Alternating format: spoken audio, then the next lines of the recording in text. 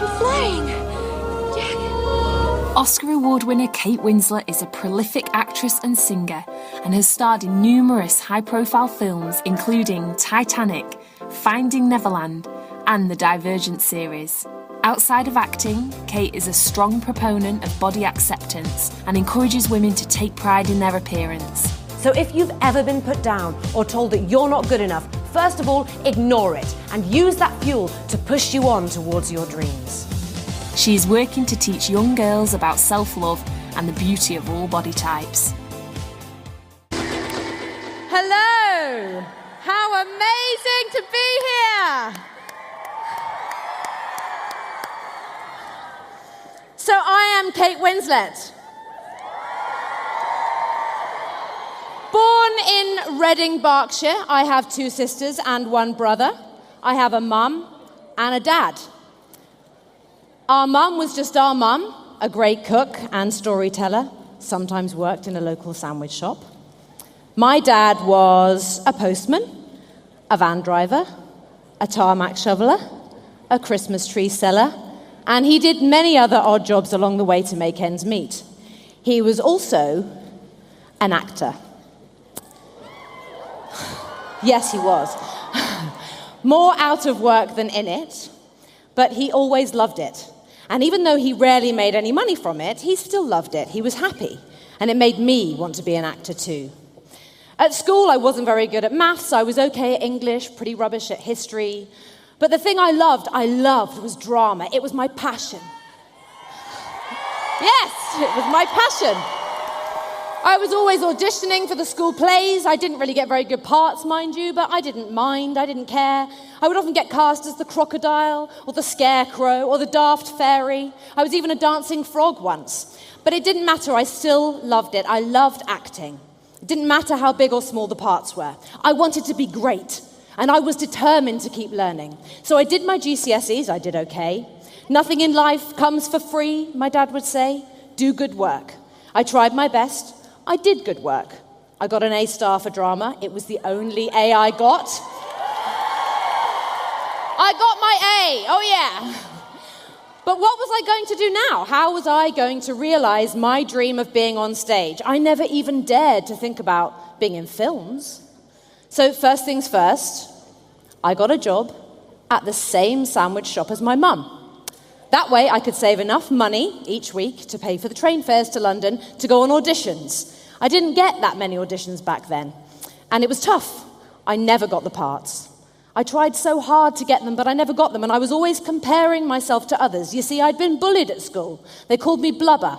They teased me for wanting to act, locked me in the cupboard, laughed at me. I wasn't the prettiest. I've always had big feet. And I was even told that I might be lucky in my acting if I was happy to settle for the fat girl parts. Ever let go.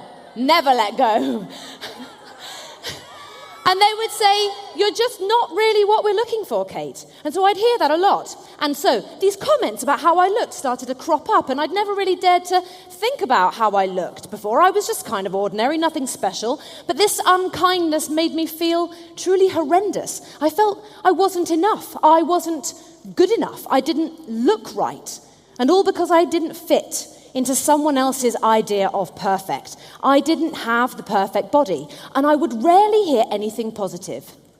So I started to feel uncomfortable in my own skin. It made it hard. I wanted to give up. Maybe I should rethink this acting thing, I said to myself. But it was my passion, and it made me happy.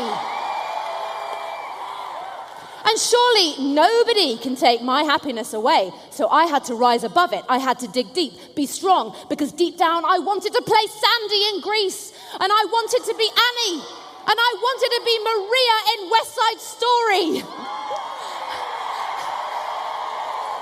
I wanted to be in the world of my dreams on stage. I was done with being told I looked wrong. I was done with being told I didn't fit that perfect mold. I wanted to be an actress, and nothing was going to stop me. So what did I do?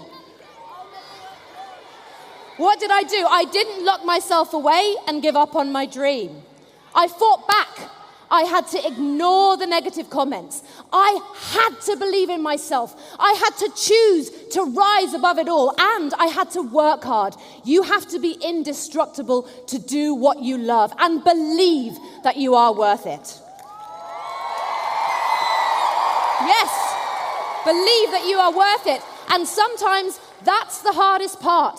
Wrong hair, big feet, wrong face, too ordinary, not right, don't fit, next. And I was the W in the alphabet, so I came last. I was always stuck at the end of the queue.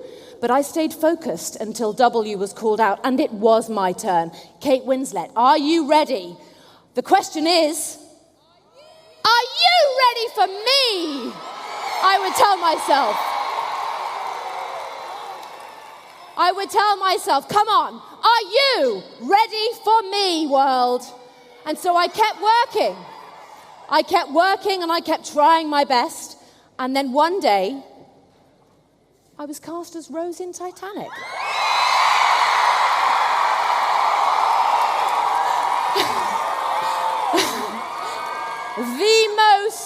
The most unlikely candidate, Kate from the sandwich shop in Reading, suddenly acting in one of the biggest movies ever made.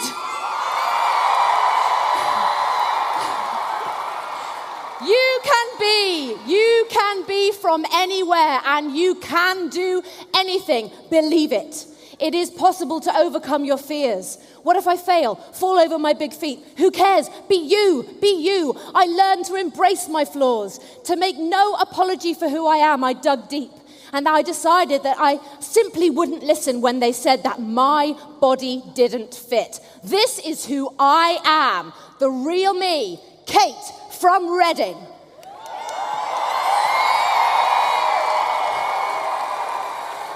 And so I looked in the mirror, took a deep breath, and I said to myself, get out there and go for it. Now, I'm not anti-teacher and I am not anti-excellence at all. Some of your teachers will be the greatest inspiration of your life, so make the most of them while you can.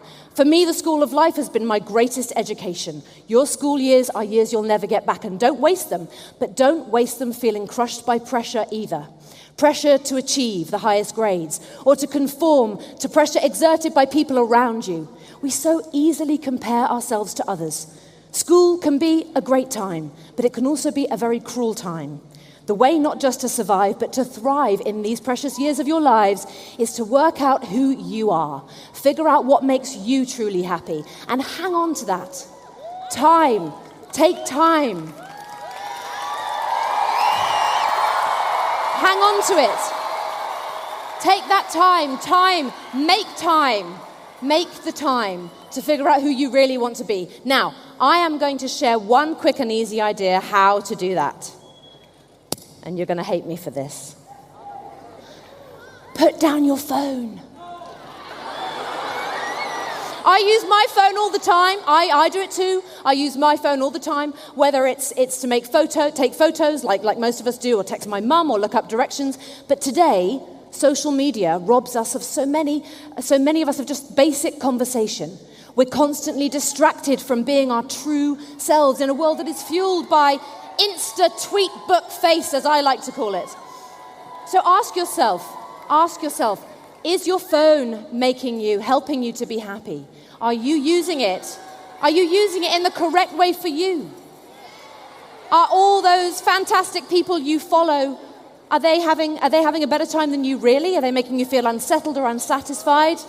Does it dent your self-esteem not to get those likes? Does it chip away at your true self? Is it even the real you? Maybe that person is a role. Perhaps you're losing a bit of yourself. Think about that. Let's think about that. I get to play roles, but they aren't real people. They really aren't. I get red carpets, it's fun to dress up, wear lipstick, but it isn't sustainable. It's not the real me. And being a real person is full of much more complex moments. The me that results from my life experiences and having my eyes open, my heart broken, and from being told that I wasn't quite right to do what I loved is the person that has made me who I am today, talking to you with all my flaws and all my imperfections.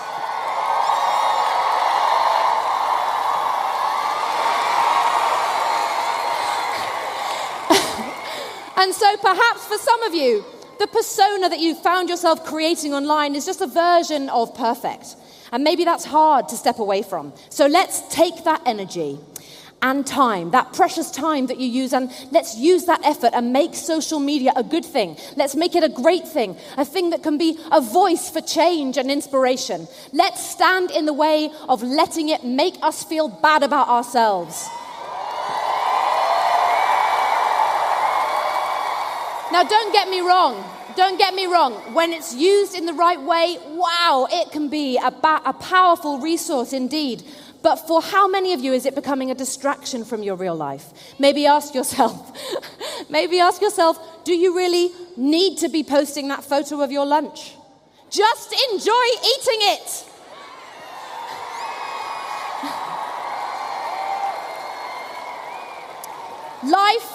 Life happens between the cracks, in the silences, in those moments walking out of a lesson and before you go into the next one, or just walking down the street, and it isn't always easy, but you could be missing it.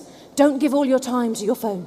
It won't give you the answers. Promise yourself time on a rainy day, on a sunny day, to just be, to listen, to look, to breathe. Do a sweaty sport where you can't even hold your phone. Do an art class, dance. How about do an art class and dance with your friends? Paint each other. Put your phones down for a few hours or even half a day. Just leave it behind. And don't be afraid to make mistakes.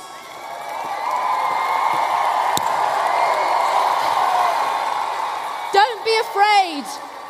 Don't be afraid to make mistakes. You will only learn from them. Find time to dream your own dreams. Society's changing so fast. What we value is changing so fast. And it's not easy being a teenager, is it? No, it's not. It's becoming harder than ever in a world of peer pressure and awful things such as cyberbullying and exposure to that unattainable aspiration.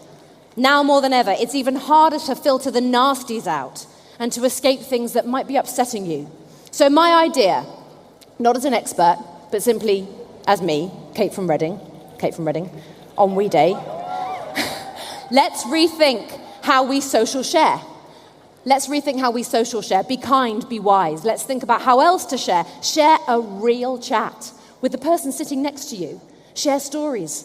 Share being in this moment by talking or with a hug.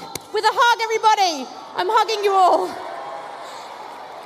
The greatest happiness in my professional life. You're chatting. Look at that. The greatest happiness in my professional life comes when I am entirely engaged in the work that I am doing. It fills me up. It's a happiness that I get by being utterly present with the people around me. And it rocks. Now, on a plane, for those of you who've been on a plane, and even those of you who haven't, during the safety briefing, they say, should there be a change in cabin pressure, your oxygen mask will drop down in front of you. Fit it over your nose and mouth and breathe normally. Fit your own mask first before helping others. Allowing yourself to breathe first doesn't mean you aren't able to help other people. It means you are better equipped to help them. You are allowed to take a moment.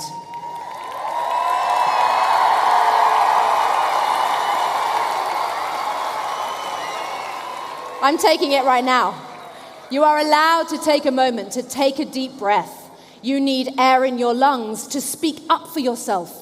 You need breath to find your own voice and to use it mindfully. Be proud of it. You need breath to sing and to dance and to find joy in a complex world. Help yourself. Be yourself.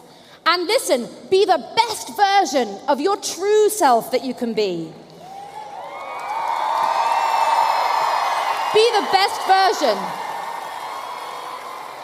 And if that best doesn't feel as fabulous as the girl or the boy who, through their social sharing, appears to be more fabulous than you are, or you feel that you are, just know this: you are being your best, and you own that, and nobody can take that away from you, ever.